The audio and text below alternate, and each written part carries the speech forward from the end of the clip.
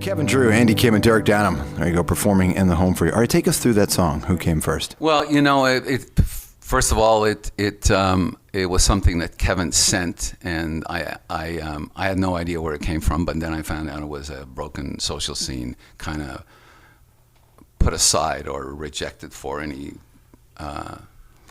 particular record, and I loved it.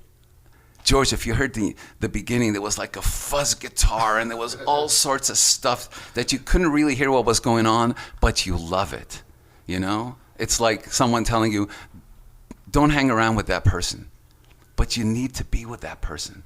And that song really, something inside of me, whatever it was, I have to be honest, I am seduced by Kevin's voice every time. I mean, we had a problem when I started putting my vocals on these songs.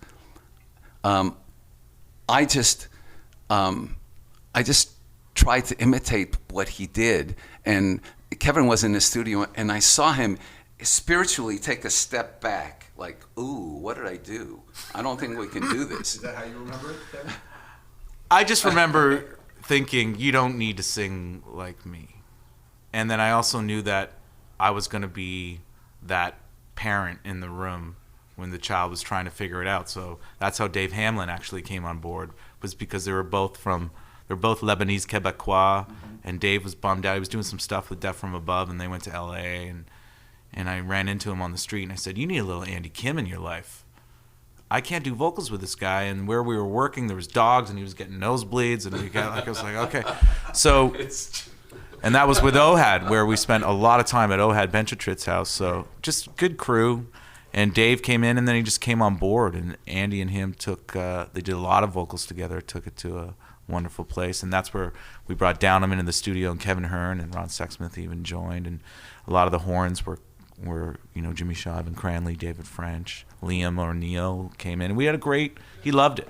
He loved it. Did you film the entire... No. Oh my God, because in 5, 10, 20 years, this is the film that people will want to watch. I know, that's what people say, but I have a very hard time filming the moment. I really feel more than ever, especially with social media, that if you really want it to be true, then don't capture it. And how could I capture what we were doing? You know, it's like this for me. I don't want to see the first kiss, because I'll remember it for the rest of my life. And I think that when you hear the music, you know the experience that we went through. And I'm hoping that the music will always speak louder than any documentary, any film, anything. And for me, I've never worked this way before. I mean, working with Kevin is like really from another planet for me. But it was so beautiful, because I allowed myself to, because of him, as a kid from Montreal, I had my arms wide open. And then I had success and money, and then just living in New York and then LA, and my arms just kind of closed up, and I was, kind of solitary for all intents and purposes.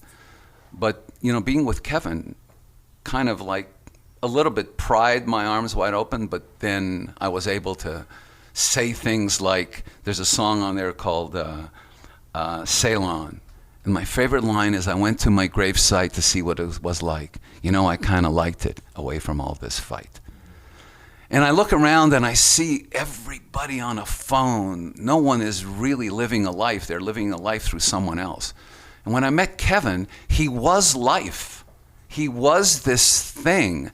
And But I did buy an iPhone recently, and now... Well, in that case... See, I owned a flip phone when I met Andy. And then I moved to an iPhone, and now I'm an addict just like everybody else. And I actually feel like a fool half the time, and a coward, that I just seem to... I'll put my phone down after I've checked whatever I've checked.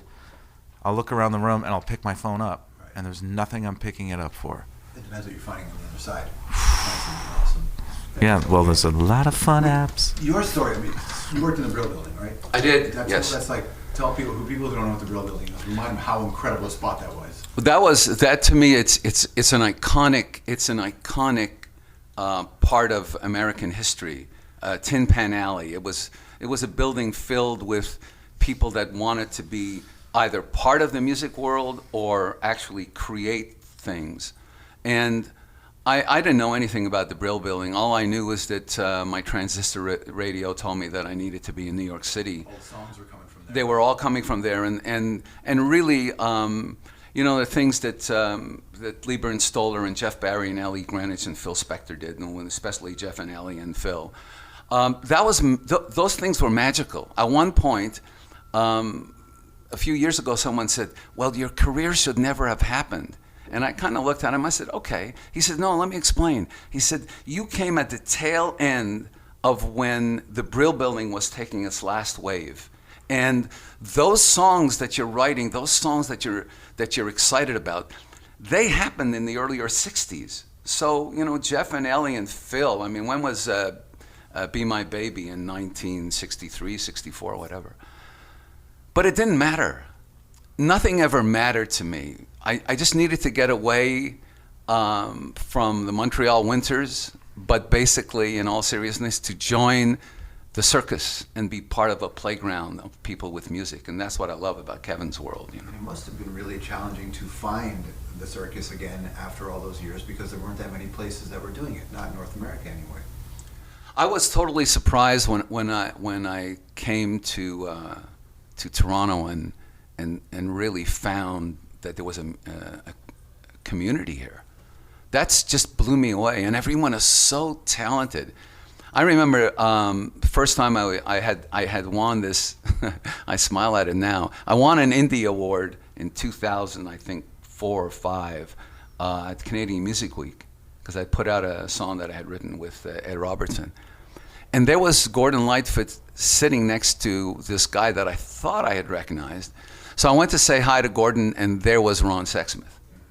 So there was something about that chemistry that just allowed us to be friends. And he introduced me to so much. And but there's an incredible community here. You can't find it in LA.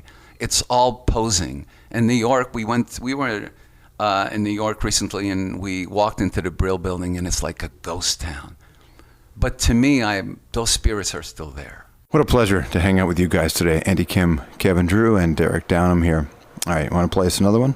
Shoot 'em Up, Baby. Tell me about just the history of that. It's a song that I didn't want to record again. I recorded it in '68, and there was a lot of problems at the time when the song came out. People thought it was about drugs and shooting heroin, and it was the year that Martin Luther King and Robert Kennedy got shot, and came out soon after that. And I was kind of oblivious, because my dad used to love Westerns, and he'd always, call me to turn the TV on and put on those shoot 'em ups. So, and the song was really about the different times in my mom and dad's life, and there was a 30-year difference between them, and I always thought, well, I wonder what they would ever have to say to each other, And I had snuck into Lieber and Stoller's office, so I used Mike Stoller's piano. I thought maybe it would bring me. I snuck into Lieber and Stoller's office, and I used his piano. That's unbelievable. Well, it's okay, because Jeff Barry's office was right next to it, so that was easy, Oh, wow. Okay, fire away, guys.